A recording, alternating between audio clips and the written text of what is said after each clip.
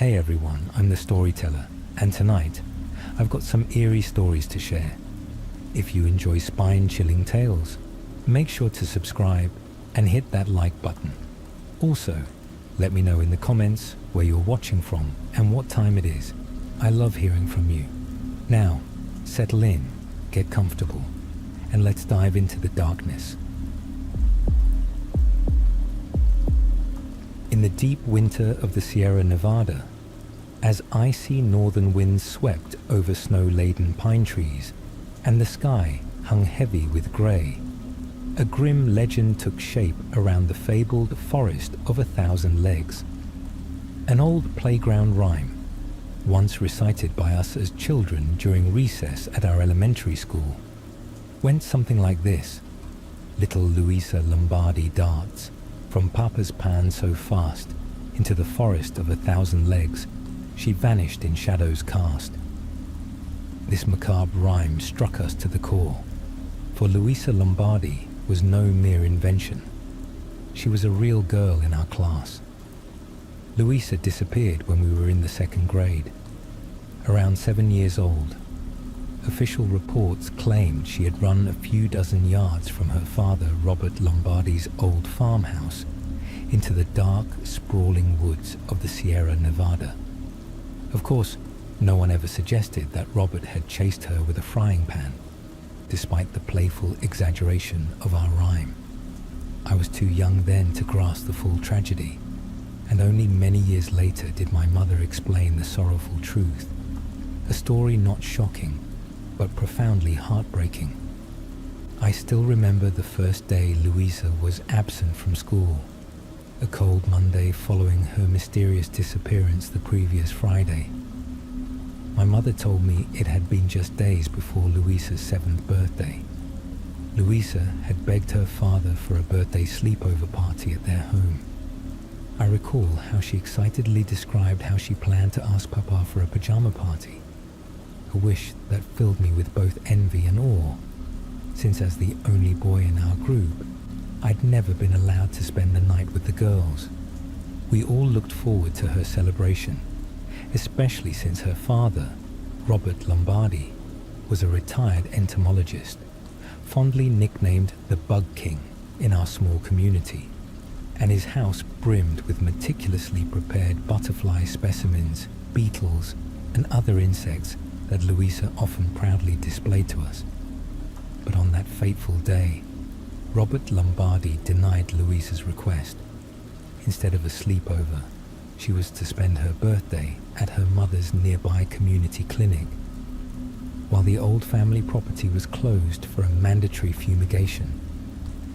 For a 6-year-old, this was enough to spark tears and send her running wild into the dark, snow-blanketed forest. A forest everyone knew should only be entered with proper gear. The Lombardi woods needed no exaggeration by the nickname Forest of 1,000 Legs. Its grim reality was more than enough. Thousands of spider species, both native and imported, had staked their claims here. Alongside local varieties, exotic visitors appeared now and then. The Goliath bird-eater, trapdoor spiders, and even the vibrantly coloured peacock spiders, whose almost artistic beauty belied the terror they inspired. An old rumour went that one was never more than a foot away from a spider. In the Lombardi woods, this was not myth, but a stark truth. For anyone with arachnophobia, this tale is not for the faint of heart. Biologists and arachnologists alike had long shown keen interest in this mysterious forest, although it was private property. Even before Louisa's disappearance, access had been strictly limited, and afterward, few dared to venture into this realm of venomous creatures. The woods were not fenced, but intruders risked heavy fines. And honestly, who would willingly step into a place where toxic spiders lurked behind every frostbitten root? Only with proper equipment, sturdy boots, warm clothing, gloves, a well-stocked first aid kit, and thorough knowledge of the forest's secrets, could one even safely skirt its edge. At the border, jumping spiders, wandering spiders, and orb weavers flitted about, while deeper in, creatures of monstrous proportions lay in wait. My mother once told me that Robert Lombardi had lived for many years in the old farmhouse he had shared with his own father. Both were passionate entomologists, originally from the American Midwest, with his father having devoted his life to the study of spiders. He had purchased the house and the adjoining woods precisely because of the remarkable arachnid diversity, which, in turn, made the property affordable. Robert spent many years teaching at a local university in Davis before marrying a professor of evolutionary biology. Louisa was born shortly after the sudden death of his own father, a tragedy that occurred during a study of tarantula bees. After resigning his professorship, Robert dedicated himself full-time to his daughter and occasionally led guided tours through the Lombardy woods, always for a handsome fee. It was only after Louisa and I became friends that my mother introduced me properly to Robert Lombardi. She mentioned that he rarely spoke of the foreboding forest, as if he himself feared its dark secrets. When he and his wife separated, my mother suspected that the mysterious woods had driven a permanent wedge between them. She was convinced he abhorred the forest and insisted that every visitor be well equipped, supporting her belief that he could not have deliberately endangered Louisa when she ran off one evening. For that night, there was no debate. Louisa bolted into the Lombardy woods, and Robert, without hesitation, pursued her in thick wool socks, jogging pants, and a plain t-shirt. Rumor had it he suffered dozens of spider bites in mere minutes. He spent a grueling 4 hours in the freezing forest. While my mother worked the night shift at the clinic, he was eventually admitted to the hospital in a delirious, swollen state, riddled with bite wounds. No one could say exactly how many bites he had sustained, and to this day, it remains a mystery how he survived. He needed an antidote that no Californian hospital had in stock, and after painstakingly dragging himself out of the woods bite by bite, he resorted to self-treatment. Perhaps it was sheer luck and an extraordinary resistance that saved him. Though he lost both legs below the knees, he lived. In the weeks following Louisa's disappearance, the search resembled a chaotic nightmare. Rescue teams ventured into the forest, but no one could cover every inch. 2 police officers involved in the initial search were fatally bitten by what was suspected to be a Brazilian wandering spider, and both died. Such spiders, normally native to South America, were rare in California, and without the proper anti-venom, their bites were lethal. The search lasted about a week before it was abandoned. My mother later confided that some of the officers involved resigned and left town. Those who remained rarely spoke of what they had encountered in that dark forest. Louisa remained missing. It wasn't long before suspicion fell on her father, even before he was discharged from the hospital. My mother recalled how he was even restrained at his hospital bed at times, despite having both legs amputated. For hours, he seemed to break down quietly, murmuring, "The forest took her. These spiders got my little girl." Yet no concrete evidence ever linked him to her disappearance.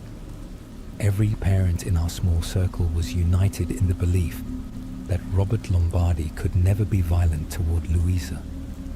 Back then, I knew nothing of these dark details, for my mother had shielded me from the brutal truth of Louisa's vanishing. Still, rumors seeped into our school, and thus was born that morbid rhyme which still haunts me to this day. I was young and missed Louisa terribly. 11 years have now passed since Louisa disappeared without a trace. The pain has transformed into a bittersweet memory, an unsolved mystery that sometimes haunts my dreams. Our once inseparable group of friends, which included Louisa and me, stayed close even through high school before gradually drifting apart. No one ever forgot Louisa. And not long ago, right after graduation, our old group gathered at a small roadside diner in Davis to celebrate the end of our school days. In a moment of nostalgia, as I absent-mindedly pushed around my scrambled eggs, I whispered, "It's been so long. I wish Louisa could have been here for our graduation." My friend Stella leaned toward me, her beanie brushing against my head, and softly said, "I wish that too, kid. But I bet she'd be proud of us. We finally made it." That thought of Louisa lingered long into the night. On the eve of my departure for college, I asked my mother if she'd accompany me to the old Lombardi farmhouse to, if possible, say a final goodbye to Louisa, should Robert allow it. "All right," she said over breakfast. "It wouldn't hurt to take a look. You never forget a lost child, and if he, despite everything, still works on himself, maybe he'll let you in." So that afternoon, I drove my old station wagon along a snow-dusted country road toward the weathered farmhouse I hadn't seen in over a decade. As soon as I entered the gravel driveway, I noticed a sign of life, a thin curtain drawn in one of the front windows, hinting that someone was home. Perhaps Robert Lombardi wasn't eager to see me, but I ventured anyway. I climbed the creaking steps of the porch and spotted above the door a hand-carved wooden moon motif, freshly painted in a cool blue reminiscent of crisp Californian winter nights. I knocked, and after a moment the door opened. There he was, Robert Lombardi, his tired eyes meeting mine with a mix of curiosity and deep sorrow. "Hello, Mr. Lombardi. I stuttered, uncertain how to address him. "I'm Aaron Davis. My mom, Joanna, at the clinic told me about you." He opened the door a bit wider, and as recognition lit his face, he said, "Joanna's son, you were one of Louisa's friends, weren't you? Come on in and take off your shoes." I was amazed he remembered us all as I wiped my shoes on a welcome mat decorated with an image of a moth's wing.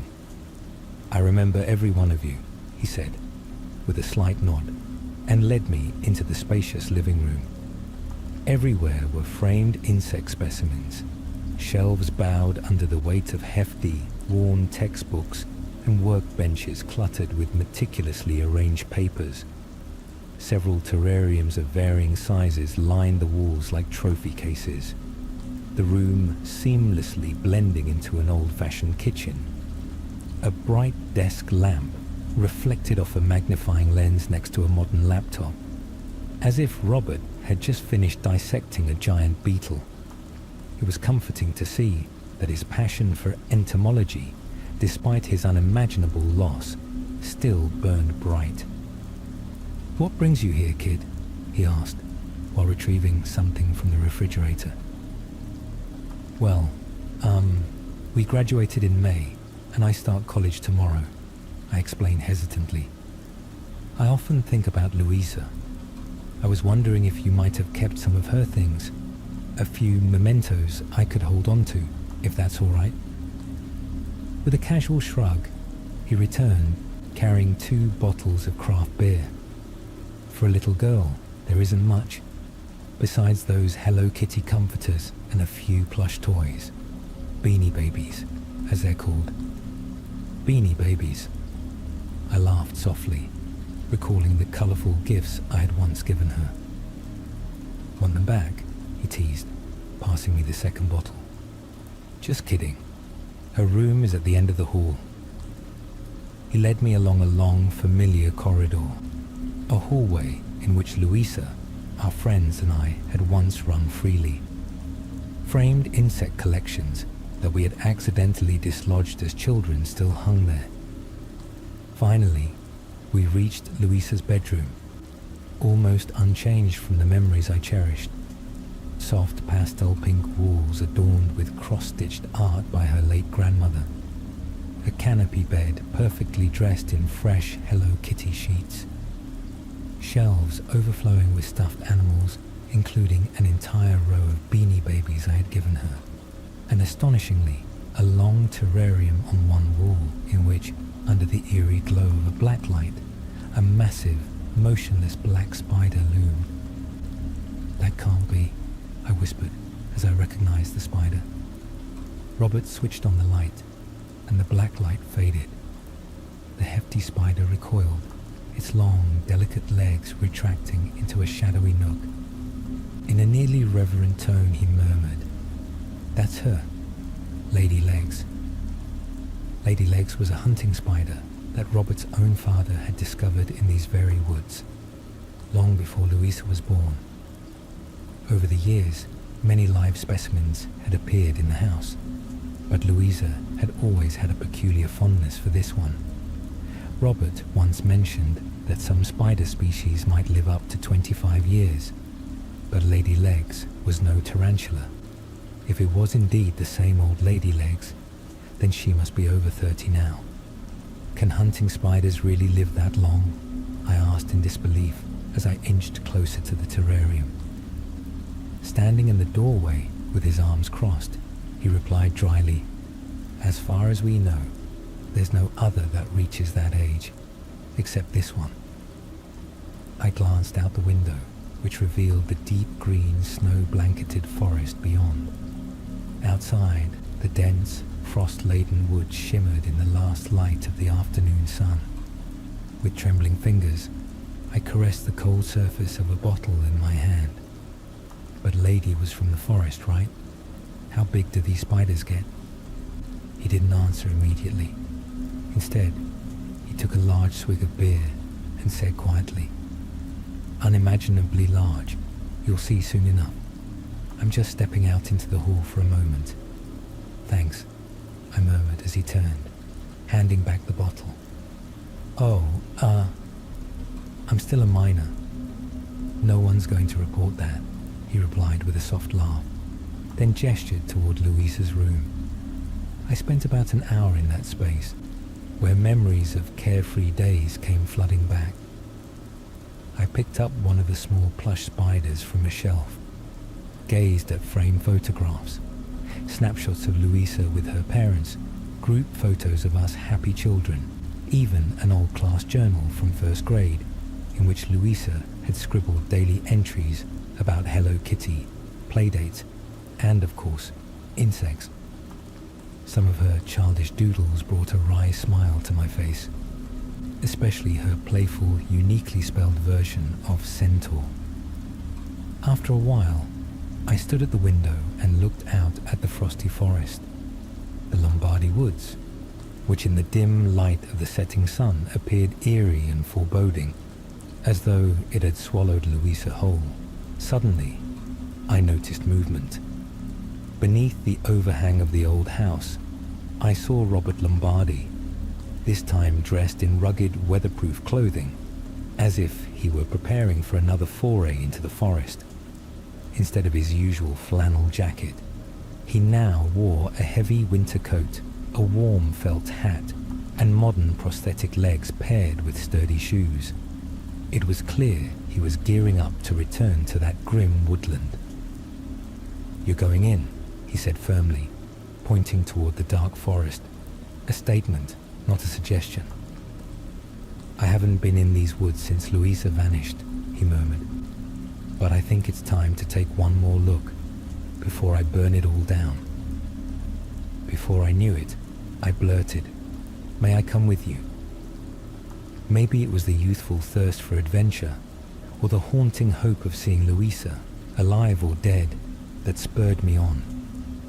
Perhaps I also couldn't bear the thought of a man so tormented by the loss of his daughter facing the bitter cold alone. "It's dangerous in there," he warned, without directly contradicting my request. "I'll stay by your side," I insisted, as optimistic as any eager 18-year-old.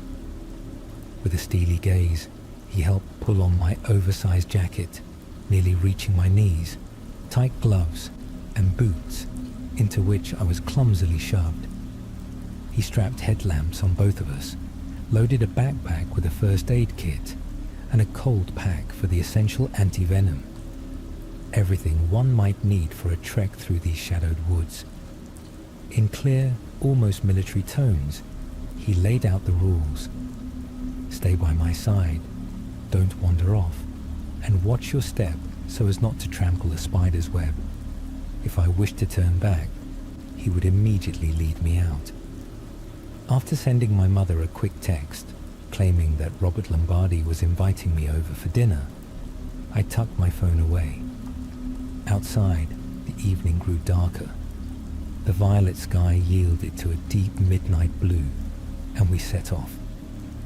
The path into the woods was overgrown from years of disuse, yet still discernible. Barely had I stepped under the forest canopy when I tripped over a thick spider web that Robert had apparently managed to avoid. I instinctively kicked my legs, but he caught my arm quickly and said, "Easy, stay calm." Once he reassured me that the web belonged to harmless spiders, I carefully brushed the fine strands from my face and followed him deeper into the forest. Under the bare, snow-dusted trees, the gloom was even thicker than I had imagined.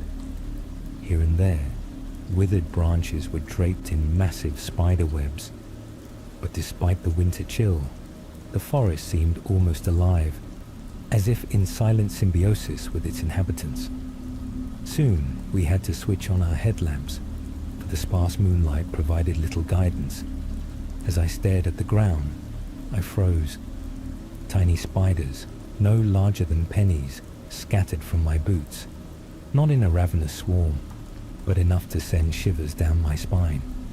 "Don't worry, they won't hurt you," Robert said, without looking back, fully aware of the terror gripping me. "Do you want me to take you back?"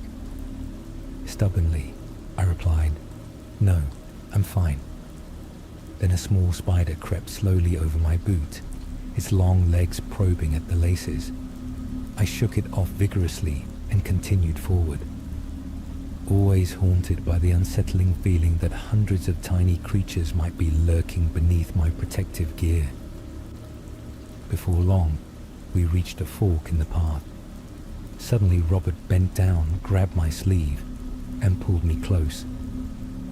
"Look here," he whispered, as his headlamp illuminated the shadow of a gigantic spider, a full meter away, standing ominously and silently. This spider was as large as my hand, with two massive hairy legs raised in the air and pulsating red fangs that trembled in a sinister rhythm. With sharp, jerky movements, it inched toward us. "What is that?" I gasped. "That, my boy, is a Brazilian wandering spider," he murmured.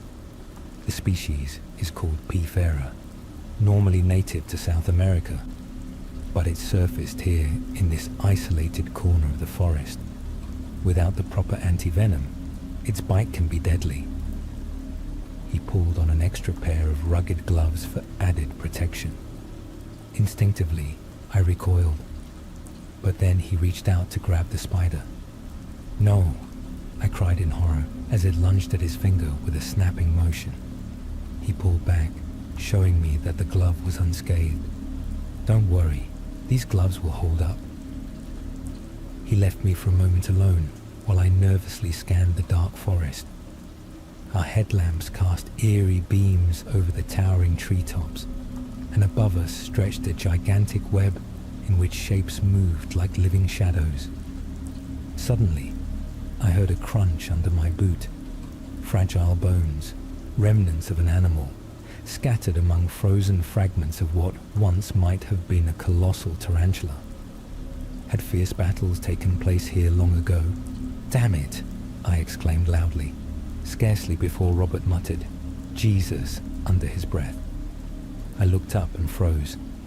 Our headlamps revealed a massive spider web teeming with enormous spiders, bodies as round as glass jars, swollen abdomens, and thick, whip-like legs creeping menacingly.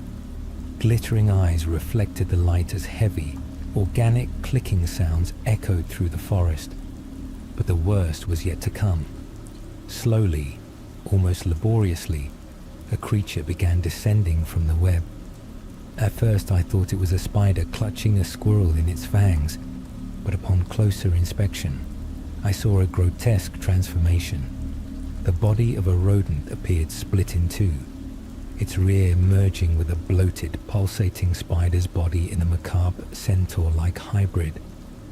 It was as if nature itself had created a hideous parody. My terror peaked when I felt a mechanical tug on Robert Lombardi's arm. His voice, barely audible, murmured, "What the hell?" My attention snapped to another horrifying sight. At the edge of the path lay a gaping pit, a deep, ominous hole from which a pale, ghostly face emerged. It was human, yet its features were disturbingly distorted by too many clustered, glimmering eyes that slowly regarded us. Gradually, from that earthen moor, a woman emerged, long, dark, disheveled hair framing a face of flawless, moonlit pallor.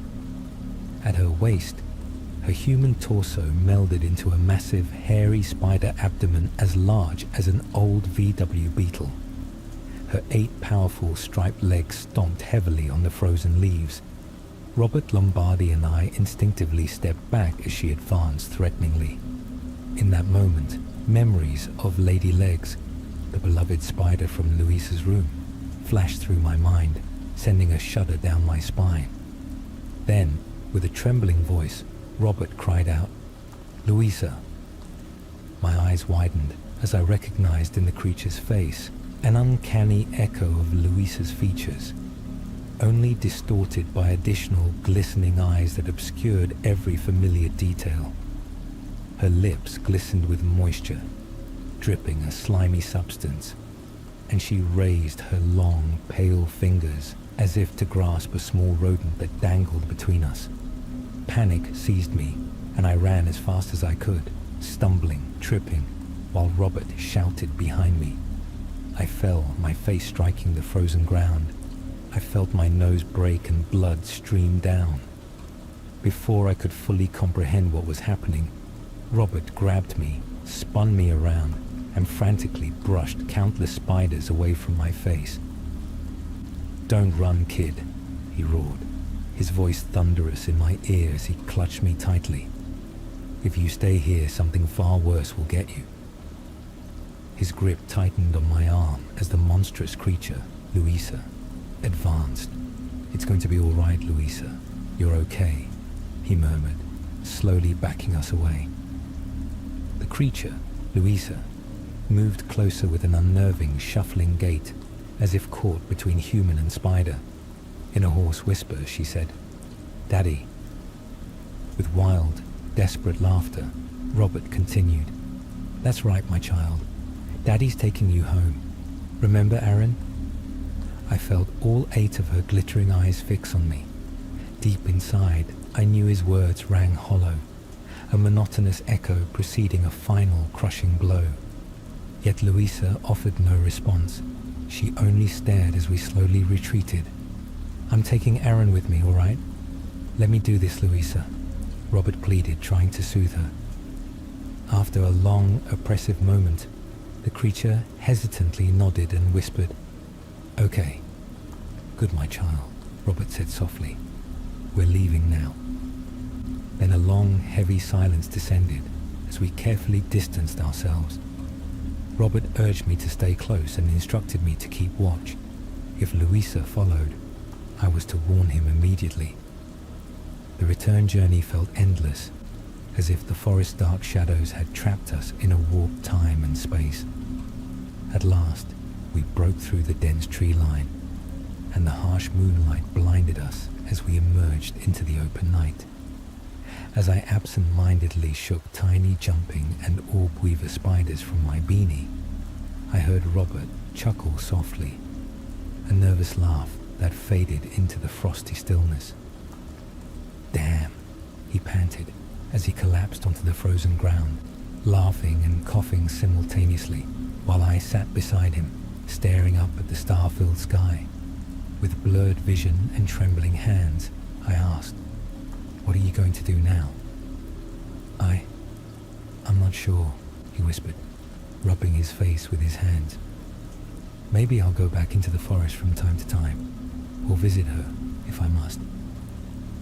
I leaned back, gazing at the vast night sky, where the stars twinkled like tiny spiders scurrying in the darkness. The thought of my mother waiting for me at home almost made me forget what we had just endured. Hesitantly, I murmured, "Maybe you should call my mum sometime. She's still all alone." I can't quite recall how I made it home that night. The next day, when I finally arrived at college, the shock had nearly faded, but the memories of that uncanny night continued to haunt me. Perhaps I'll change my major to biology in hopes of one day encountering Louisa again and unraveling the mystery of the Lombardy woods. Thus ended that fateful night in the winter of the Sierra Nevada, a night in which the forest of 1,000 legs guarded all its grim secrets and spectral memories, revealed only to the brave and the unfortunate. It remains a memory that will accompany me for a lifetime. I never stopped searching for me, yet they never found me. Exactly 1 month later, deep in the bone-chilling winter, I simply reappeared at the edge of the Sierra Nevada forest, as if nothing had happened. The strangest part, I was completely unharmed. My clothes were pristine, without a scratch or a trace of frostbite. I even looked well fed. My last clear memory was of entering the farmhouse of my grandmother with her, only to later find myself lost in that ancient, towering forest. No one, neither the state police, nor the local townsfolk, nor even my dear grandmother, could explain how an 8-year-old boy survived 4 full weeks in the freezing cold without a single mark or injury. At that time, I was 8 years old and lived in a tiny town near Lake Tahoe, a place known for its heavy snows, cozy holiday markets with hot cider and roasted chestnuts, and vast, mysterious woodlands. It was in this very setting that I vanished one day without a trace, prompting an enormous search in which nearly every resident took part. Neighbors abandoned their work, sheriffs and officers scoured the pine forests for days with tracking dogs. Search parties of 5 or 10 people ventured deeper into the unforgiving wilderness, yet they never found me. On the day I reappeared, the sky was overcast and bitterly cold. Rumor had it that I was walking silently and calmly along a forest road when an older couple driving by recognized me from the missing person posters that had dominated local headlines. When they spoke to me, I answered in a friendly yet strangely distant tone. I have no recollection of that encounter now. In any event, the couple took me home to my grandmother, whose relief was so overwhelming that tears streamed down her face and her hands trembled as she embraced me. "Mark, honey, where on earth have you been?" she repeated over and over. When I said nothing, her tears fell even faster. She had suffered so much already. My parents had perished in a car accident, and she had raised me alone since I was 3. The whole town buzzed with astonishment. A community meeting was held in the modest diner by the local church. Nearly every neighbor wanted to know how I had survived. The police were invited. A local pastor even attended, and some folks whispered about a miracle. But all I could offer were confused, rambling answers, for I truly had no idea how I managed to endure that bitter winter. At the hospital, the doctors confirmed that I was in perfect health, no frostbite, and unbelievably, no signs of malnutrition. With nothing amiss physically, I was allowed to return home. Yet my grandmother insisted on taking me to a child psychologist several times a week, hoping to recover the lost memories. All that remained was an empty void, I never became anxious about it. It was as if I had been in a kind of deep, unresponsive sleep during those 4 weeks. Eventually, the therapy was abandoned since nobody made any progress. I did my best to move on. In the following years, I attended school as normally as any other kid, eventually enrolling at a local high school in Sacramento and later graduating with honors. During my youth, I managed to convince people that nothing extraordinary had happened, just a foolish misunderstanding during a winter hike, as some of the townsfolk would say. Deep down, however, everyone knew it was no ordinary disappearance, and that I had returned as if untouched by the ordeal. Much later, in my 20s, I would sometimes feel a shiver run down my spine when I was alone in my Sacramento apartment at night. I would stand in my kitchen, make a cup of tea, and ask myself, what really happened back then? Where had I been? Who or what had I encountered?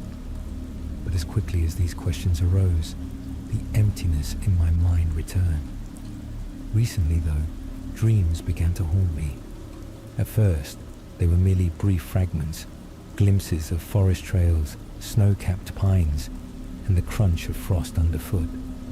I could ignore them at first, yet night after night, the visions grew more vivid. I saw the towering pines of the Sierra Nevada around me, heard the harsh caw of a raven, felt the sting of the cold air on my cheeks. Eventually, in these dreams, I began to see my grandmother, or rather, a figure who resembled her.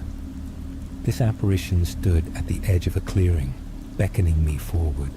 Determined to uncover the truth, I decided to return to my hometown to confront my grandmother. She still lived in the old farmhouse where I had grown up. My wife Anna and my 6-year-old son Leon stayed in Sacramento. Though it was a holiday break, I needed to go alone so as not to have to explain too much. Late one afternoon, as I stood at my grandmother's door, I was greeted by the comforting aroma of her signature winter stew, a hearty soup with lentils and homemade noodles. She greeted me with a loving smile, though her eyes betrayed a trace of tension. Sitting in her living room, I asked her bluntly, "Grandma, do you remember the time when I disappeared for a whole month?" Her handheld spoon trembled as she fell silent. She looked at me as if she already knew where this conversation was headed. "Yes, Ma. I'll never forget. What's troubling you?" "I've been having nightmares, always of the forest, and," I hesitated, "of you. You lead me by the hand into the woods, and then you vanish." Her reaction was instantaneous, as if struck by a sudden shock. "I saw you playing outside that day. I was momentarily distracted, and when I looked out the window again, you were already at the forest's edge. But you weren't alone. I saw someone who looked just like me." Her voice dropped to a whisper, and her eyes filled with a long-held fear. I ran out shouting, "But you were gone." A chill ran down my spine, exactly as in my dreams. "Was it really your double, or do you think you imagined it?" I asked, voice quavering. She shook her head slowly. "It was your doppelganger. I can't explain it. Perhaps it was some malevolent spirit. People around here even talk about such doubles in these forests. Honestly, I don't know." My throat tightened. "Do you think something took me? Some force or a creature?" She swallowed hard, tears glistening in her eyes. At first, I believed in fairy tales, forest spirits or sinister beings that abduct children. Then I thought perhaps it was a ruthless kidnapper. In the end, I was just relieved to have you back alive. I couldn't bear asking any further. That very night, I was tormented by a dream that felt all too real. I found myself once again in the forest. This time, the weather was oddly mild, though snow still blanketed the ground. I could feel the sunlight on my skin and hear the crackling of twigs and the distant murmur of a stream. But then, as if a switch had been flipped, the forest fell silent. No birds, no rustling of leaves, only an oppressive hush. The sun slipped away, and darkness descended suddenly. As I groped through the gloom, I stumbled upon a staircase. There it was, standing in the midst of the towering pines with no sign of decay.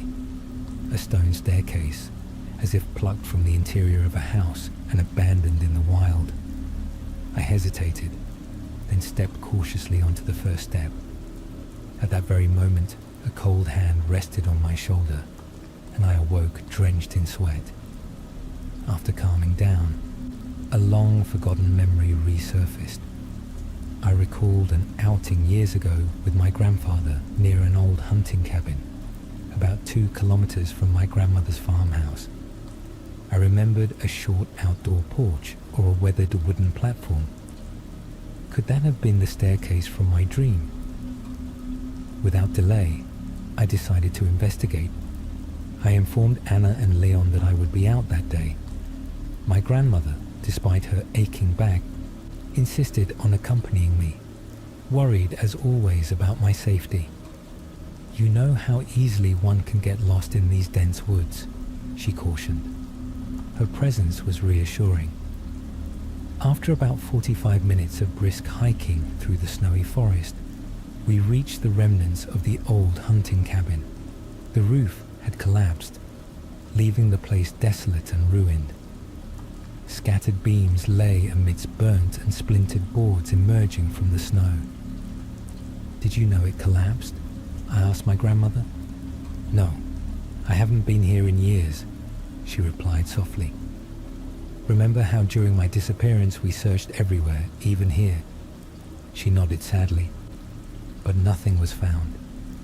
I began sifting through the debris, drawn by an inexplicable pull. We both knew the cabin had once been a modest, one-story building with no known basement. So why had I seen a staircase leading downward in my dream? After about half an hour, I discovered a rotted section of the floor. Lifting it revealed a foul, decaying odor that seeped out from the darkness below. "Do you see this? There's a cavity down here," I exclaimed. My grandmother approached cautiously, and together we enlarged the gap. A stench of rot overwhelmed us as I shone my phone's light into the opening. What I saw left me speechless. An underground chamber lined with shelves holding glass jars filled with a milky liquid, and inside those jars, dismembered body parts. Eyes, ears, fingers, individual organs. On the opposite side, a heap of corpses lay, some partially decomposed, others disturbingly fresh. In the corner, I recognized the very staircase from my dreams, now old and decaying. My stomach churned. I had to turn away and even vomit. "What on earth is down there?" my grandmother gasped. "We have to get out and call the police. This is horrible," I stammered. We hurried back toward town. My voice caught in my throat as I described what I'd seen. Dead bodies, skeletal remains, organs scattered about. My grandmother was ashen, barely speaking a word. Once home, I called the sheriff. 2 detectives from the local police, Detective Vogel and his partner, Officer Wieland, arrived and were guided to the grim site. Upon seeing it, both men paled instantly. Detective Vogel rushed outside to catch a breath of the cold night air, while Officer Wieland donned a protective mask and carefully descended into the cellar. In that moment, a vivid flashback hit me for the first time since childhood. I remembered being led into that very basement by someone who looked like my grandmother. Back then, the room was orderly. No corpses, no jars. Instead, there was soup. I had grown drowsy, lost consciousness, and when I awoke, I was naked, bound to a wooden table, my chest aching. I heard footsteps above and voices calling my name, but they passed by without finding me. Then came nothing but darkness. "Mark, are you all right?" Detective Vogel asked, noticing my vacant stare. "Yes, I just had a memory," I mumbled. "You look very pale. Shall we escort you out?" Officer Wheeland asked gently. I stood shakily, my legs trembling. "I think I need some fresh air." We all emerged, and my grandmother awaited us outside. "Did you find anything?" she asked the officers. Officer Wheeland only nodded silently, and it was clear that additional evidence technicians would soon be called. As we returned to town, I couldn't shake the feeling of being watched by the towering pines. Silent, immense witnesses. Later, I called Anna and explained what we had discovered. She was horrified and insisted that I return to Sacramento immediately, but I refused. I must stay until I learn more. Maybe then I'll finally understand what happened to me back then. That night, I slept in my old room at my grandmother's house. A room unchanged by time, with a shelf of children's books and animal posters on the walls. Sleep eluded me as every creak of the wooden floorboards brought back the dreadful image of that cellar. Around 3 a.m, I dreamed again. I was back in the cellar, yet this time a figure with wild hair and eyes glowing red smiled at me. The figure was neither wholly evil nor friendly, more like a predator scrutinizing its prey. Then, a blood-curdling scream echoed, and I awoke trembling. The next morning, I received a call from the state police. A man named Dr. Schaffer requested that I come to the station that afternoon to give my statement. Reluctantly, I agreed. After a short drive, I found myself in a stark interrogation room at the police precinct. Dr. Schaffer, clad entirely in black, with an intense gaze, sat across from me, leafing through a file bearing my name. Next to it lay a missing person photo of me from the day I vanished. "Tell me again exactly what you saw in that old hunting cabin, Mark," he said in a calm tone. I recounted everything. The jars, the stench of decay, the mysterious staircase. He took notes and remained cool and detached. At intervals, he questioned me about my earlier disappearance, who had found me, how I felt, what I had been wearing. Some details were hazy or fragmented in my memory. Then he asked something that sent a chill down my spine. "Do you know anything about a possible organ trafficking network?" I stared at him. No, but what I saw was worse than any black market. It looked more like an abandoned site for ritual experiments or unspeakable cruelties. Dr. Schaffer raised an eyebrow. We'll investigate thoroughly. There have been reports of other missing children in the area over the decades. After about an hour, Dr. Schaffer said someone else needed to speak with me.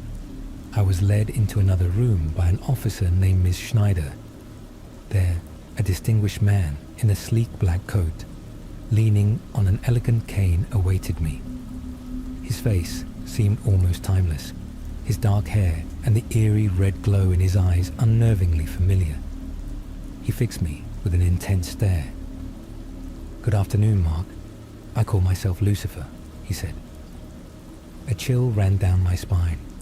I had never seen him before, yet he felt inexplicably known. He smiled without blinking, which made him all the more unsettling. "You're the boy who vanished for a month in the forest and returned as if reborn," he said, in a deep, measured tone. "Do you have any idea what happened to you?" I shook my head, barely able to speak. Who are you?" "Just someone interested in extraordinary abilities," replied. Dr. Schaffer soon re-entered and declared the conversation over. Lucifer rose, fixed me with one long, penetrating look, and then vanished. What did it all mean? Why would someone like him be involved with the state police? I drove back to my hometown, utterly confused. The police were stumped, talking of organ trafficking and ritualistic crimes, when suddenly a mysterious man named Lucifer emerged, seemingly connected to my case. That very night, I experienced the worst nightmare yet. I found myself a child again in the basement of that ruined cabin. A figure resembling my grandmother fed me a bowl of mushroom soup. I grew drowsy, and when I woke, I was bound to a table. Overhead loomed a man, or perhaps a boy, with red eyes. He smiled, reached into my chest, and tore out organs. I saw blood, but felt almost no pain. He examined the organs with clinical curiosity, then stored them in a glass jar. Just as he glanced back at me, a voice outside called my name. The figure cursed, did something to my body, and then everything went dark. I woke in a cold sweat, my heart pounding. It slowly dawned on me.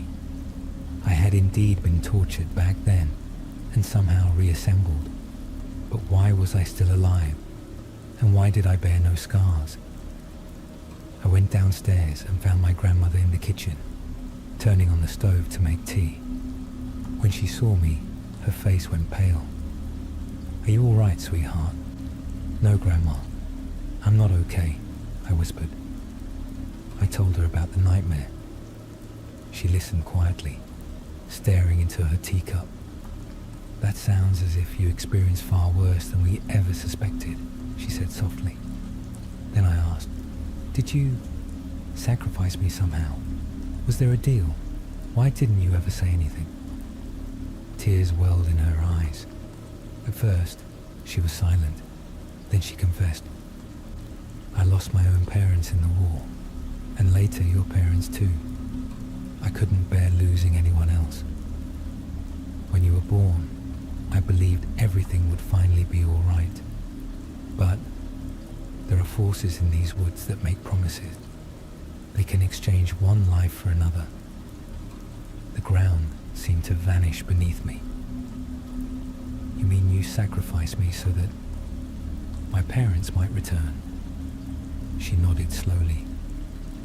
"But they never came back, and then you disappeared. I thought I'd lost you forever." Summoning every bit of courage, I resolved to solve this mystery once and for all. Though my grandmother was torn by guilt, she agreed to help. We talked for hours as she explained that, in the old legends of these California forests, dark beings were said to lure children away with promises during long, harsh winters, sometimes appearing as familiar figures. Some called them forest spirits, others evil doubles. I began to suspect that both Lucifer and the red-eyed boy from my dreams might not be human at all. And what about the jars of organs in the hunting cabin? I got goosebumps. Could that be their method of reconstructing people? I called my old friend Christian, who now worked as a forester in a nearby town. He knew the forests around Mount Shasta and the Sierra Nevada like the back of his hand. I asked him for help, careful not to reveal too many details over the phone. "I need you to come with me. I have this gut feeling that we must look for something," I said. Though skeptical, he agreed to meet the next day. Around noon, Christian arrived at my grandmother's house in his weathered Jeep, clad in a sturdy jacket and carrying a rifle. "Are you sure we need all this?" he asked. "I don't know," I mumbled, "but I feel safer not being completely unarmed." We set off, following a dusty forest road that soon gave way to a tangle of snow-laden pines. The air was icy, and each step crunched loudly beneath our boots. After about half an hour, Christian noticed that all sounds had died out. No birds, no rustling deer, nothing. "This is really eerie," he whispered. We pressed on until we suddenly stumbled upon something utterly surreal. A stone staircase rising straight out of the earth, with no visible connection to any building. It was 10, perhaps 12 steps tall. My breath caught in my throat. This was exactly the staircase from my dream. Christian and I exchanged baffled glances. "What in the world?" he murmured. Before we could decide what to do next, a deep guttural growl, almost like the snort of an angry bear, emanated from the nearby brush. But what emerged was beyond any ordinary creature. A hideous hybrid, part wolf, part lizard, and something indescribable, sporting curved horns and claw-like hands.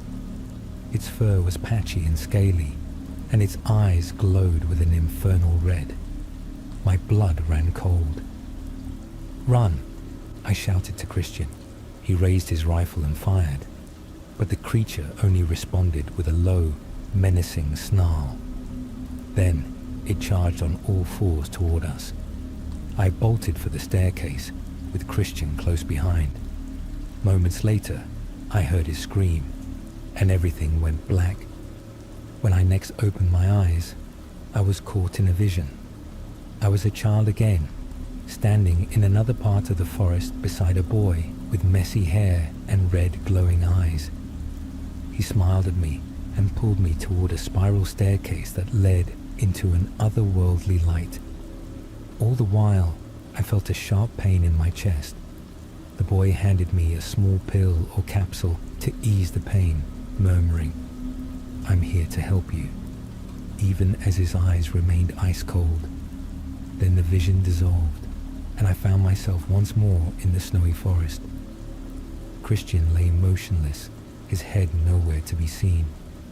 I screamed, dropped beside him, and knelt in despair. Suddenly, between the trees appeared the man with the coat and cane. "Lucifer." "That's not your friend," he said softly as he stepped closer and touched the lifeless body. In seconds, Christian's remains began to disintegrate into a pile of old bones. "Christian was taken. What you saw was just an illusion, a lure for you." I was utterly stunned, feeling trapped in a living nightmare. Lucifer ordered me to stand. "We must leave before my son returns. He has a keen interest in you, Mark." As we emerged from the forest, I gathered every ounce of courage and demanded, "What exactly is going on? Who are you beings?" He inhaled deeply and said, "You're not like other humans. Long ago, a part of you was taken, your organs, if you will, and yet you survived. My son craves that secret." "Then, is your son the boy from my dreams?" I asked, shakily. Lucifer nodded. "He often masquerades as a savior. He once rescued you from that cellar after I had conducted certain experiments on you." My heart pounded in terror. "You were the one who tortured me." He glanced away, unrepentant. "It's complicated. Your grandmother struck a bargain with my son. She wanted to sacrifice you in hopes of bringing back your parents. My son was young then, unsure how to extract your unique gift of regeneration. So he summoned me. In the end, I freed you, erased your memories, and left you physically unharmed. You might not be my son, but your survival has piqued my interest. I had hoped you could live in peace. I didn't know whether to cry, curse, or run. But one thought was clear. Christian was in danger. He must be somewhere in the clutches of that creature. Or perhaps both he and my abductor were lost. Pressing my lips together, I asked, "What about my friend?" "Where is he?" Lucifer snapped his tongue. "He's in a place beyond human reach. My son uses him as leverage. He wants you to come to him." "Then I'll go to him to save Christian," I declared. Lucifer shook his head. "That will be a death sentence if you show up unprepared." That evening, I spent a long, restless time on the attic of my grandmother's house, setting up a small shelter. I could no longer trust to her, yet I was too exhausted to go elsewhere. She tried to speak, to explain, but I was too agitated. Around midnight, she knocked softly on the attic door. "Mark, may I come in?" I said nothing, and she entered silently with a steaming cup of tea. "I'm so sorry, dear. I regret making that deal." Tears streamed down her cheeks. "I only wanted your parents back, to give you a proper family. Instead, I sent you into this nightmare. Please forgive me." I exhaled shakily. "Grandma, it's madness. This Lucifer, your pack. It sounds like an old horror tale, but it's real. And I have to rescue Christian. Did you know about all this?" She nodded weakly. "I always knew there were dark forces in these woods. They say they can bring the dead back." I believed it in my desperation. We sat for a long while until the tea grew cold. The following morning, my phone rang. It was Dr. Schaefer from the state police. "Mr. Mark, our crime scene team couldn't locate any bodies or jars in the hunting cabin's basement, even though your statement mentioned them. Everything has collapsed and the evidence is gone. We can't explain it. Can you come in?" A surge of dread and confusion coursed through me. I said nothing about Lucifer or Christian. I only promised I'd come later. I then called Anna. "Honey, I won't be returning to Sacramento today. Please take care of Leon. It's complicated." She wanted to argue, but I hung up. I debated whether to seek out Lucifer or rely on the police. But what could law enforcement do against a creature like him? In the end, I decided to confront Lucifer myself. I needed to know how to rescue Christian without walking straight into death. I ventured alone into the forest, to the place where we had discovered the staircase. It still stood, though now looking even more fragile, weathered by years of storms and time. As I approached, I felt as if an invisible force enveloped the area, like a magical field. "Lucifer?" I called out timidly. "I'm here." Only the whisper of the wind answered. Just when I was about to give up hope, I heard a crack behind me. There he was, appearing as if from nowhere, his red eyes deep and inscrutable. "You have come after all," he said. I drew a deep breath. "Listen, I demand that you help me rescue Christian. You know where he is." He studied me silently, then gestured toward the stone steps. "There is a way, but you must trust me and meet certain conditions." "Conditions?" I echoed. He indicated the steps. "My son has created many such places where the boundaries between our world and his are thin. By stepping onto these stairs, you may reach realms beyond your understanding, but be warned, they can devour you if you're not strong enough." I swallowed hard. "If I do this, will I find Christian? Perhaps. But you will also encounter my son, and he will demand what he is owed. Your regenerative organs, if you will." A cold shiver ran through me. I knew my path was set. I could not abandon Christian. Lucifer then accompanied me back to my grandmother's house, where he waited as I hastily gathered a flashlight and a small knife, nothing more. My grandmother was visibly shaken when I told her I might not return. Still, I promised I'd do everything possible to survive. Stepping outside into the pale winter light, I saw Lucifer standing amid swirling snow and a grey, overcast sky. He pointed with his cane toward the forest. "Let's go." We reached the familiar stone staircase once more. "Now?" I asked, voice trembling. Lucifer nodded silently. My heart pounded so loudly I could almost hear it. Tentatively, I set my foot on the first step and was instantly drawn inward by a powerful pull.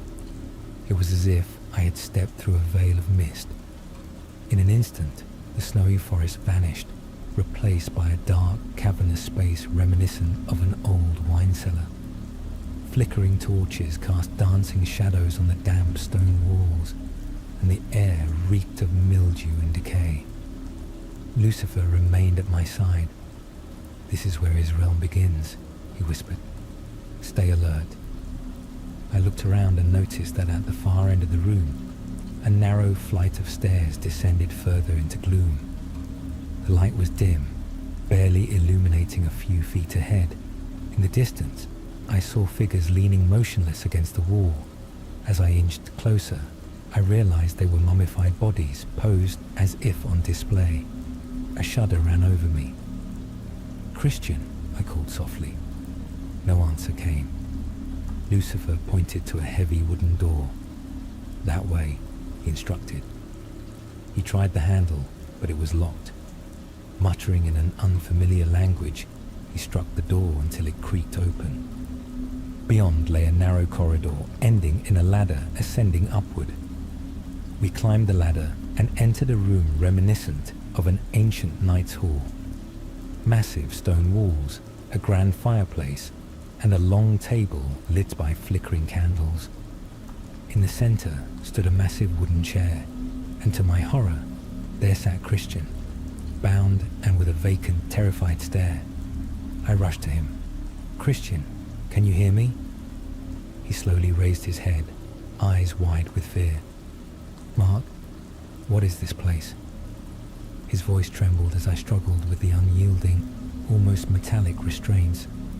Meanwhile, Lucifer scanned the room, alert for ambush. He's surely not alone. Just then, we heard a creak from an adjoining door. A slight, scruffy figure with unkempt hair and glowing eyes appeared. A boy. He grinned at me, and then nodded toward Lucifer. Father. I was stunned. The boy spoke as though Lucifer were indeed his father. Lucifer simply stared at him in silence. I stepped between the boy and Christian. Let him go. Whatever you want from me, just release him. The boy laughed. I need your organs, Mark. You can regenerate them. With that gift, I will be immortal. Nothing can stop me. His voice echoed unnaturally through the hall.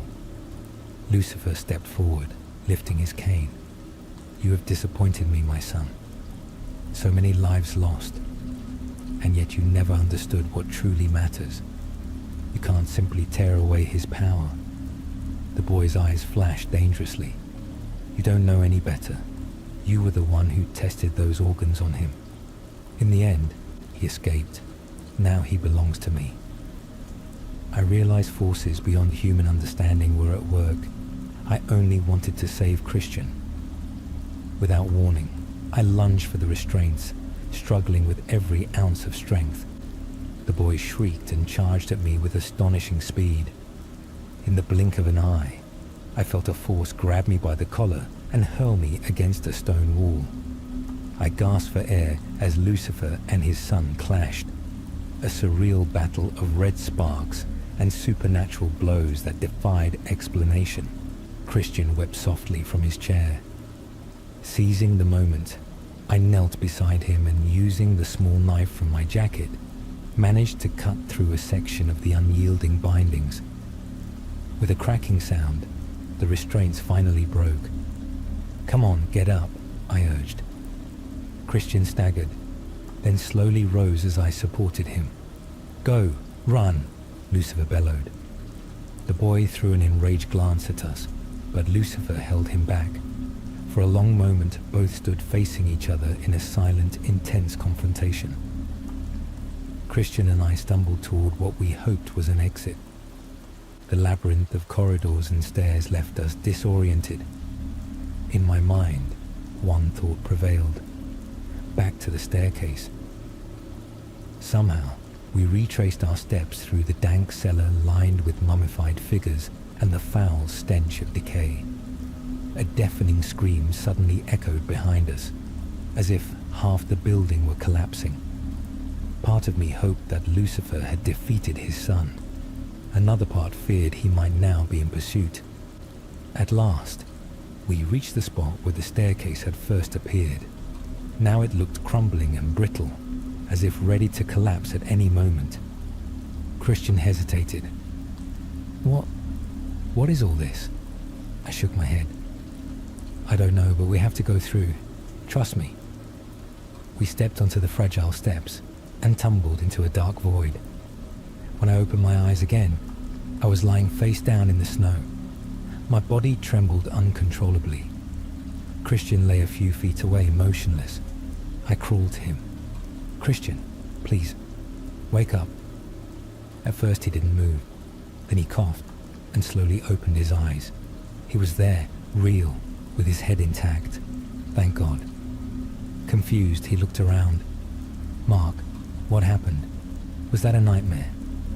I shook my head. No, it wasn't. But we made it. We surveyed our surroundings. We were back in the Sierra Nevada, at exactly the spot where the staircase had been discovered. Yet there was no sign of the steps. Only the snowy ground, the tall pines, and an unsettling silence. No creature, no sign of Lucifer. Christian was still visibly shaken. It took us over an hour to regain our composure and find our way back to town. My legs felt leaden, and Christian's mind was fogged, as if he could barely recall the past few days.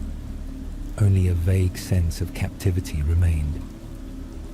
Late in the afternoon, we finally emerged onto the main road.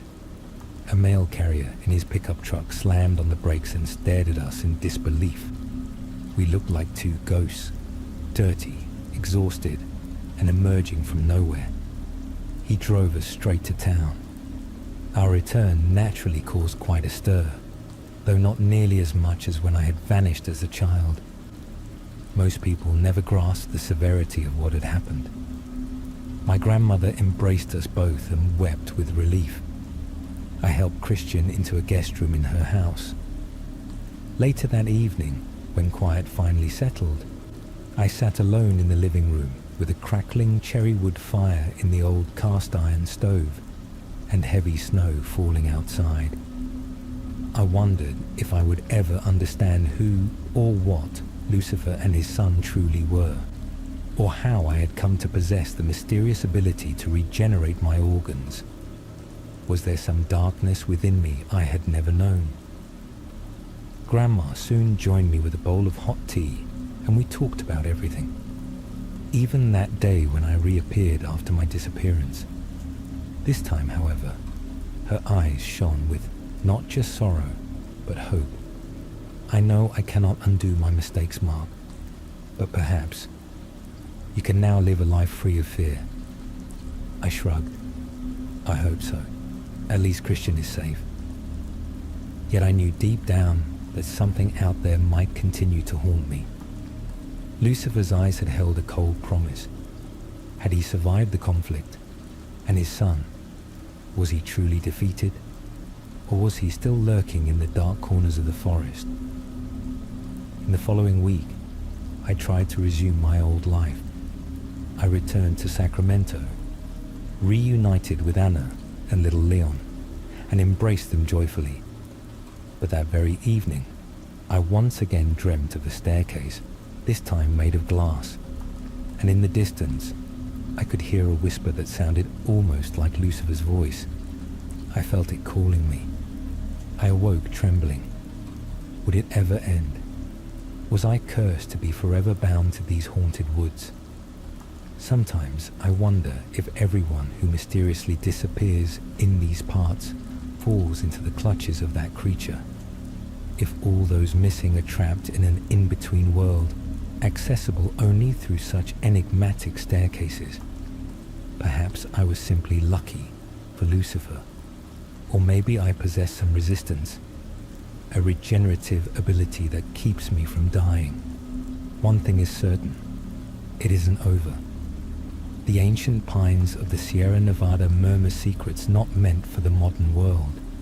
I have seen the darkness and paid its price. Whatever comes next, I pray I am ready, and that I can protect my family. For I know that one day, that burning red gaze will find me again. In December 1978, my father never spoke of the dense, snow-draped forest that bordered our old wooden farmhouse on the outskirts of a small community near Yosemite, California. You could spot that house from Highway 120. A weathered structure with a creaking porch and battered wooden shutters that we would bolt shut each winter to keep out the biting chill. When I think of my father, I picture him as a taciturn and stern forester, a man whose quiet determination was known by nearly every soul in our tight-knit town, a man both respected and silently feared. He labored in the wintry expanse of the Sierra Nevada with an unyielding discipline, as if carrying the burden of a secret too dangerous to share with the world, or with me. The winters in our corner of California were long and unforgiving. Snow piled high outside our door for days on end, so every morning meant dragging out our shovels before stepping into the frozen air. The icy wind would howl around the corners of our home, slicing across your face like a sharpened blade. Our house sat on a modest rise, enclosed by an old stone wall built by early settlers and weathered by time. Each autumn, my father would meticulously repair every crack in the windows and seal the gaps between the wooden beams, determined to keep the cold out. Yet on the bitterest nights, a persistent draft would slip through, a keening sound that robbed me of sleep and left me with strange, unsettling dreams. At dawn, as a weak light struggled through heavy, overcast skies, I would gaze longingly at the blanket of white. Often, I imagined myself standing there, small and slight, wrapped in an oversized parka, while raven-like birds circled overhead, disappearing into the overcast sky, only to re-emerge as stark silhouettes against the grey. That desolate quiet, which seemed to define the Californian winter, became a constant companion in my childhood. Beautiful in its pristine isolation, yet hauntingly remote, and sometimes oppressively melancholic. Before sunrise, when the world was still cloaked in darkness and bitter frost, my father would step out into the wilderness. He donned the thick, patched winter coat he'd worn long before I was born, its worn fabric carefully mended by my mother, Margaret, whose steady hands had saved it more than once. An old faded hat sat atop his head, and a trusted Remington shotgun was slung over his broad shoulder, lending him the air of a relic from another era. I often wondered how he managed to roam the deep forest for hours even when the snow lay knee-deep. He trudged through that endless white, ever vigilant. To outsiders, it might have looked like routine duty, but I sensed he was battling something unseen, or trying desperately to keep at bay a presence lurking in the wintry depths. At those early hours, I would press my face to the frosted window, catching only fleeting glimpses of his figure receding into the tall pines, swallowed by the vast wilderness. It was then I realized that his life was defined by sacrifice and solitude. No days off, no vacations. The forest had him in its grip. My mother once confided that he'd been a reserved, almost silent man, even in his youth. Yet after he moved here, his secretive nature deepened. I never learned exactly what he sought in that remote forest, though the set of his jaw and the hardened look in his eyes hinted that he did far more than merely manage timber or track game. While my father roamed the wilds, my mother, Margaret, remained in our modest kitchen. It was a small, nearly square room with a low ceiling and a worn wooden chandelier holding 2 dim Edison bulbs. An ancient cast-iron stove crackled softly, filling the space with warmth. Mother prepared hearty meals, thick potato soup with oversized dumplings, robust beef stews, whose aromas still linger in my memory, and crusty sourdough bread kneaded lovingly by hand. As she worked, she would hum old folk tunes, reminiscent of early American settlers and native ballads, melodies that seeped into the walls, though the words remain mysterious to me even now. That gentle humming, mingling with the soft crackle of the stove and the whistling wind slipping through the window frames, was a soothing counterpoint to the harsh world outside. I often watched her, absorbed in her precise, almost ritualistic movements. In those moments, she seemed both introspective and tender, a beacon of warmth against the icy night where my father patrolled. Yet the moment he returned in the evening, that humming died instantly. He would remove his hat, shake the snow from his broad shoulders, and set the shotgun back at its usual spot beside a well-worn hunting knife. With a quiet, caring gesture, Margaret would offer him a steaming cup of herbal tea or a bowl of hot stew. In that brief, poignant instant, as her humming faded into silence, I knew that my father's presence brought an unspoken gravity that hushed even the most comforting sounds. Father rarely spoke to me, yet he seemed more forthcoming with my older brother, Leon. Perhaps it was Leon's fearless glimmer, a boldness that I both envied and admired, that earned my father's silent approval. Leon was taller and sturdier, seemingly impervious to the bitter cold. I would shake my head in disbelief when I saw him, clad in nothing more than a thin sweater against the harsh elements. In contrast, my father took quiet pride in Leon's rugged resilience. Evenings often found Leon and father on our creaking porch, wrapped in a heavy wool blanket as they sat watching the fading daylight over the snowy ridge. I would sneak to the window, observing them share hushed words, a nod here, a fleeting smile there. Those tender moments between them revealed a side of my father that he never showed me. I never understood why I was left out. That exclusion carved a deep, aching jealousy into my heart, a lonely pain born of silence and quiet resignation. At school, my reticence only deepened. The other children teased me as the mute son of the silent forester.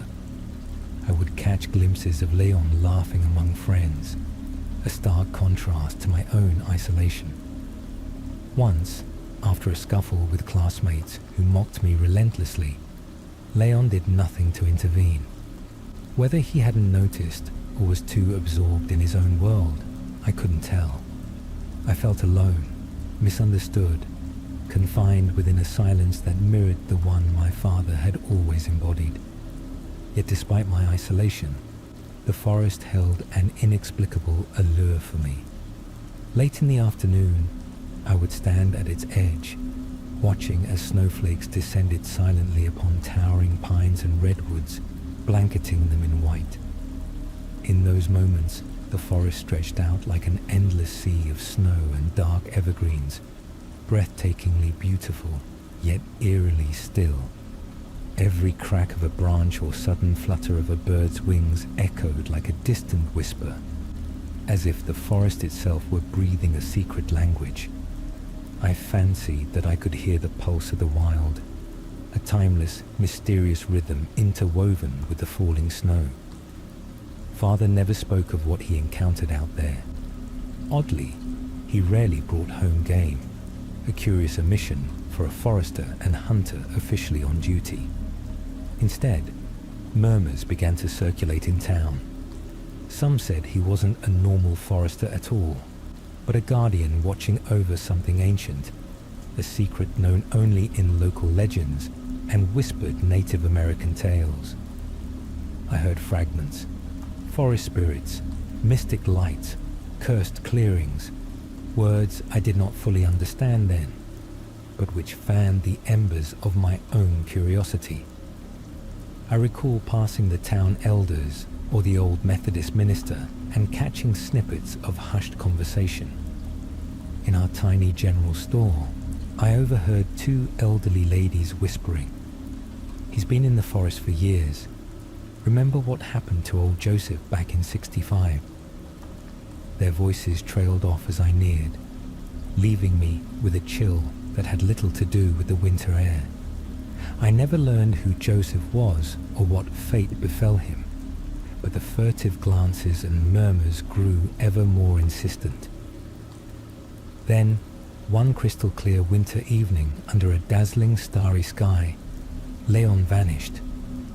After dinner, he had mentioned taking a short walk, despite the bitter cold that even made Margaret frown. Father barely seemed troubled. Hours stretched on, and Leon did not return. As Margaret paced the kitchen in growing distress, Father stared stoically into the dark, as if awaiting some sign. Finally, he picked up his shotgun and stepped out into the freezing night with a flashlight in hand. I watched from our window as his figure receded into the looming pines, head bowed against the relentless cold. I could scarcely imagine how Leon could wander so long in that darkness without seeking shelter. When Father returned alone, his face was ashen, and his eyes smoldered with a mix of anger and sorrow, perhaps both. With tears streaming down her face, Margaret asked in a trembling whisper what had happened. Father managed only a horse. He's gone. That was the beginning of an oppressive silence that would envelop our home in the days and weeks that followed. We alerted the local sheriff, who, with a squad of K9 units and volunteer searchers, combed the sprawling forest. The subsequent days were bleak and desolate. Every evening, I clung desperately to the hope that Leon might return. Red-frosted hands and nose, but alive. Yet no trace of him emerged. Not even footprints could be discerned through the relentless swirling snow. Margaret barely slept, spending restless nights in Leon's room, cradling his pillow or staring out the window where icy drafts seeped in. I was too young to understand the magnitude of our loss or how to comfort her. I often lingered by the empty closet where Leon's favorite baseball posters once hung, running my fingers over the worn wood as I imagined his laughter echoing in the halls. But then the harsh reality struck. He was gone, swallowed by the forest, claimed by that silent, snowy wilderness that might never yield him again. Father withdrew into a grim, self-imposed solitude. He left at dawn and returned well past dusk, never speaking of where he had been or what he had done. Yet I sensed his every step was a search for Leon. The snow became both foe and ally. It might reveal a track, yet it also blanketed every sign with its silent white shroud. One evening, as I sat in Leon's room studying one of his old sketches, a drawing of a forest trail lined with strange, spectral figures, Father appeared suddenly behind me. His usually guarded eyes were bloodshot, as if he had not slept for days. In a trembling murmur, he said, "The spirits." I recoiled, staring at him in confusion. He spoke haltingly of ancient local legends, passed down among the Native American tribes and early settlers of the Sierra. Tales of people who vanished when the snow fell and nights grew unnaturally long. He insisted he had seen inexplicable signs, traces that defied ordinary explanation. "I've witnessed it myself," he said, clenching his fists as if to hold back a terror too vast to name. "There are things in the forest that are neither man nor beast. They come for whoever they wish, leaving behind clues dismissed as mere hallucinations." At the time, I thought Father had lost his mind in grief, but in the days that followed, doubt began to creep into my heart. The sheriff eventually called off the search. No evidence, no clues. Margaret teetered on the brink of despair, and Father, always clutching his Remington shotgun as though it could repel the unseen, grew ever more withdrawn, haunted by his loss. Then, one bone-chilling morning, nearly a month after Leon's disappearance, I discovered a strange note taped to our front door. The paper was yellowed and brittle, with dried pine needles attached that crumbled at the touch. In crisp, almost mechanical handwriting it read, "Exchange, $30,000. Send only the mother." My breath caught in my throat. I tore the note from the door and ran to Father, who accepted it without a word. Margaret had seen it too. Her eyes widened in horror, as if holding a death sentence in her trembling hands. "What do they want with money?" I asked, voice quavering. "If they're truly those spirits, why would they need cash?" Margaret shook her head silently, her eyes glassy yet resolute. "If it means getting Leon back, we'll pay," she declared. Neither Father nor I objected. Even he, who prided himself on controlling every detail, remained grimly silent. That same day, Margaret and Father drove to the local bank in our small town, withdrawing nearly all their savings, a lifetime's work summed up in crinkled bills. With trembling fingers, she recounted the cash repeatedly before placing it in an old wicker basket. In our modest kitchen, that bundle of money looked unreal, as if it were ransom out of a hard-boiled crime novel. And yet, everything was deadly serious. On the morning Margaret set out for the forest, the sky was a grim expanse, the air bitterly cold. Frost glistened on the bare branches of the pines, and a thin mist wove between the trees. Father stood motionless at the door, shotgun in hand, his gaze fixed on the vast, unforgiving wilderness.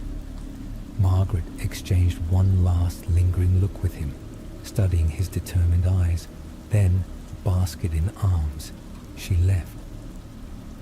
A sharp ache of fear and hope clutched my heart. Time crawled by. The sun rose and fell, and we waited in tense silence, eyes fixed on the tree line for any sign of her return. Just when I began to despair, Margaret reappeared, and with her, Leon. He looked as pale as freshly fallen snow, his eyes rimmed with red, as if he had cried in the cold. Father hesitated as he approached him, placing a gentle hand on his shoulder, as though unsure he could believe his eyes. Margaret managed a weak smile, though her lips trembled. I longed to rush to him, to embrace him and demand answers, but something in his vacant stare held me back. There was a strange emptiness in his gaze, as if the boy I once knew had been exchanged for something else. For a moment, I wondered if this was truly Leon, or if those otherworldly forces had swapped him for a facsimile. The following days passed in uneasy silence. Father continued his solitary patrols of the forest, though he no longer recounted his discoveries. Margaret woke in fits of fright every time Leon left the house at night, asking no questions for fear of losing him again. Desperate for answers, I began to search Father's private study, a dark, cramped room filled with old hunting guides, weathered maps of the Sierra, and a locked drawer where he kept his secret notes. Tucked away on a rickety shelf were battered volumes of local legends and folk tales written in archaic script. I read of beings known as the Fae, not the gentle sprites of children's stories, but capricious, multifaceted creatures, sometimes kind, yet at other times luring souls to their doom. I learned of those said to return from the forest as mere shadows of themselves, or of those who were freed but left a part of their soul behind, destined to be called back until they vanished entirely. A shiver ran down my spine. Could Leon be one such returned prisoner? Every word I read stoked the embers of my dread. In that moment, the hushed rumors about Father's true calling came rushing back. The whispers that he was not merely a forester, but a guardian battling forces in the wilderness beyond human ken. The more I pored over those dusty books, the more convinced I became that Leon's disappearance was no random tragedy, but part of a larger, inexplicable phenomenon rooted in the ancient, haunted lore of these California forests. One evening, as I listened to the familiar creaking of the porch steps and watched Leon slip quietly out into the night, I summoned my courage. I grabbed the old shotgun that Father kept leaning against the wall and followed his footprints through the moonlit snow, dark imprints in the white that led deep into the forest. Before long, his path brought me to a secluded clearing I had never seen before, a hidden glade in the heart of the woods where towering pines crowded so tightly that hardly any moonlight penetrated. Their snow-laden branches stretched out like skeletal fingers. I crouched behind a massive trunk and watched as Leon stood perfectly still, head bowed as if listening to a silent call.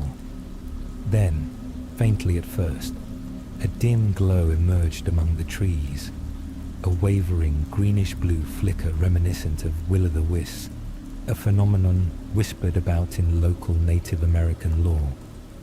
And then I saw them, slender, ethereal figures moving silently over the snow. Their features were shrouded in shadow, yet their eyes glowed with an eerie luminescence. It was as if they were appraising Leon, scrutinizing him. One of these spectral beings reached toward his hand. Another gently brushed his hair. I froze, as if witnessing something forbidden, a secret no mortal was meant to see.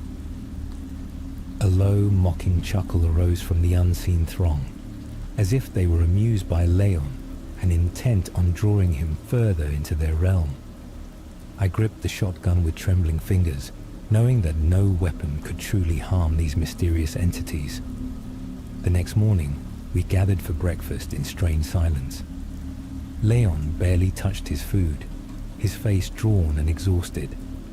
Margaret tried desperately to restore some normalcy, chattering about fresh snowfall or the need to clear the heavy ice from our roof. Father, meanwhile, paced restlessly between the kitchen and living room. Finally, I mustered the courage to confide in him what I had witnessed the previous night.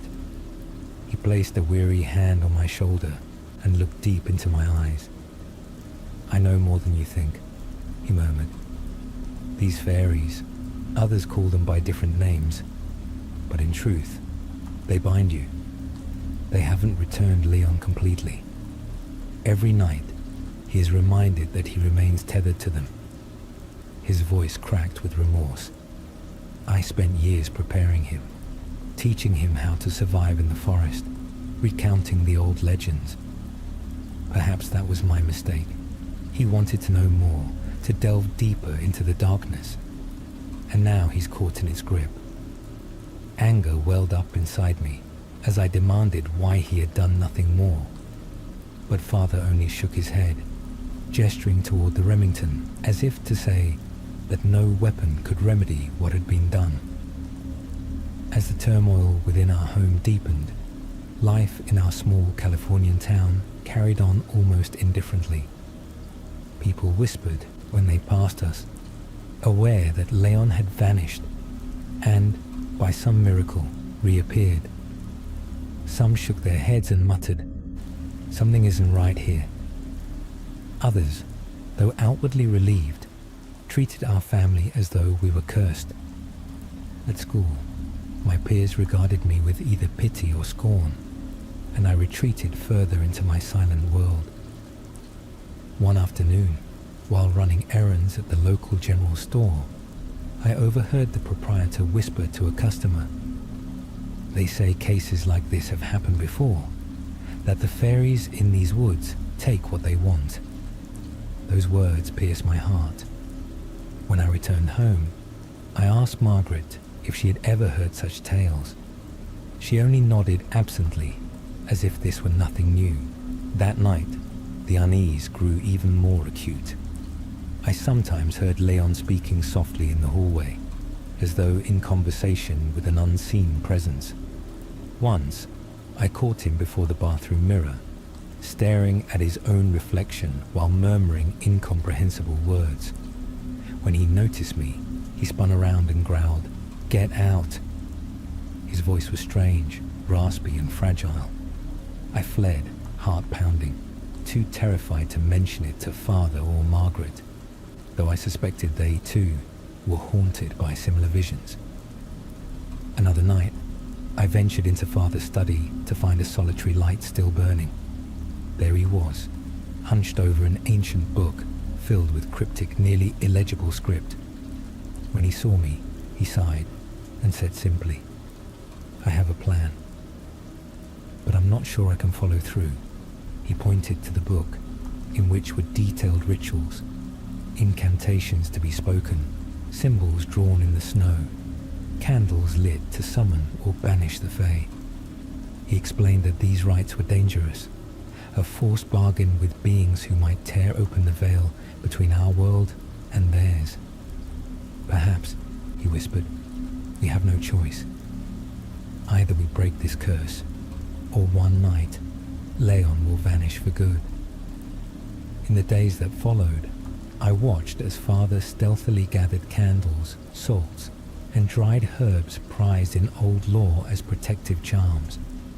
He sought counsel from a reclusive old man on the outskirts of town, a man reputed to know much about witchcraft and Native American legends.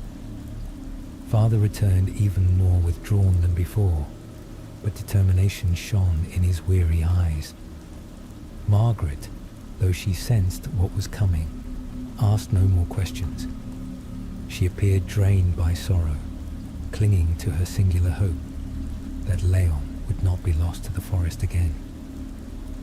At last, the evening arrived when Father once more took up his shotgun and led me to the forest's edge. Leon had already reached a clearing, as he often did, beneath the pale glow of the moon, with snow crunching underfoot in the silent, icy night. We retraced his tracks to that eerie glade. Hidden behind a towering pine, we finally saw him, standing in the center of a circle of softly glowing, dancing lights, the very lights that had first lured us into this nightmare. The spectral Fae swirled around him, their murmurs filling the night air. Father signaled for me to remain back. He stepped to the clearing's edge, placed the shotgun carefully on the snow, and retrieved from his pack the items he had prepared: candles, a small vial of dark liquid, and a pouch of herbs. In a voice barely above a whisper, he began to recite the incantations he had learned from that ancient book. His words, though fragile, resonated in the cold air, and I felt as though electricity danced around us. At that moment, the Fae erupted into a shrill, mocking giggle. They circled Father, their eyes glinting with a strange green luminescence. Leon stood transfixed, as if in a trance. With a sudden motion, Father tossed the herbs into the air, and then a flash of light burst forth across the clearing, accompanied by a nauseating stench, as if the herbs had instantly combusted. Then came a force, a gust of furious wind that swept from the Fae circle. My knees buckled, and I clutched a nearby pine trunk. Amidst the roaring wind, Father cried out a single word that was swallowed by the tempest: "Banish!" Between the trees, a ghostly light flared, and the Fae scattered with a chorus of anguished collective shrieks. With pain contorting his face, Father rushed to Leon. "Come back," he bellowed. Yet Leon remained unmoving, frozen as though carved from ice. At that moment, a particularly slender fairy, barely taller than a small child, with skin shimmering silver in the moonlight, darted between Leon and Father. I watched from a distance as Father staggered backward, falling into the snow. Something compelled me then, despite Father's silent command to remain hidden. I rushed forward and, without thinking, grasped Leon's shoulder. His eyes were closed, his breath ragged. "Leon," I shouted with every ounce of strength. "Wake up. Come back to us." In that heart-stopping moment, Leon's eyes fluttered open, revealing a deep, indescribable sorrow, as if he were recalling memories long suppressed. The Fae's cries reached a piercing pitch, shaking me to the core. Then, the silver-skinned creature recoiled, weakened for just a moment, and Father seized the opportunity to pull Leon from the circle of fading lights. For a long, breathless moment, an eerie silence fell, as if the very sound of the night had been snuffed out. The lights dimmed, and the Fae melted back into the darkness, leaving only the rustle of the trees and our ragged breaths. Leon trembled as Father and I supported him, and without another word, we trudged back through the snow. Father slung his shotgun over his shoulder once more, never once glancing back. A strange mix of triumph, terror, and relief washed over me, as though we had only temporarily driven the Fae back, knowing full well they might return. Even as an inexplicable pressure lingered in the night air, I clung to a fragile hope that, perhaps, we had reclaimed Leon, if only for a little while. Back home, Margaret greeted us with a face drained of colour, her eyes fixed immediately on Leon, and she burst into tears of relief when she saw that, at least physically, he was whole. She gently helped him to bed, wrapping him in warm blankets and rubbing his frostbitten hands until he finally opened his eyes and looked at us. For the first time since his return, he wept, silent tears streaming down his face as he repeatedly whispered, "I'm here, I'm here." Father stood silently at the doorway. I noticed his hand trembling as he gripped the frame. His Remington had long since been returned to its place, yet now it seemed as if a heavy burden had been lifted from his shoulders. Margaret leaned over Leon, stroking his hair while softly humming one of the old tunes, a melody now filled with both sorrow and hope. In the days that followed, Leon remained bedridden, sleeping almost constantly. Margaret and I tended to him with gentle care, while Father once again ventured into the forest, as though to ensure that the Fae would not return. Though the snowfall deepened and the temperatures plummeted further, our home seemed to radiate a cautious warmth, perhaps born of the hope that we had, at last, brought Leon back to us. Slowly, Leon began to regain his strength. He nibbled on small meals and even managed to speak in short, coherent sentences. One day, he softly asked for an old adventure novel that once sat on his shelf. I fetched it for him, and he offered me a faint smile, a glimpse of the boy I remembered, yet a shadow still lingered. There were moments when Leon would pause mid-sentence, as though listening to something unseen, his eyes flickering before he grasped the nearest object until the sensation passed. I caught Father's knowing look, a silent acknowledgement that Leon was still fighting an inner battle. Father said nothing, merely taking my hand in quiet solidarity.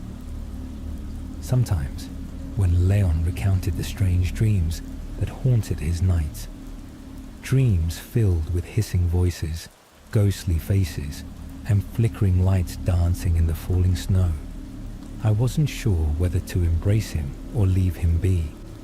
His whispered accounts often ended in tearful gasps, leaving me uncertain if my consolation would help or only deepen his pain. Weeks passed, and the residents of our small town gradually exhaled a quiet relief.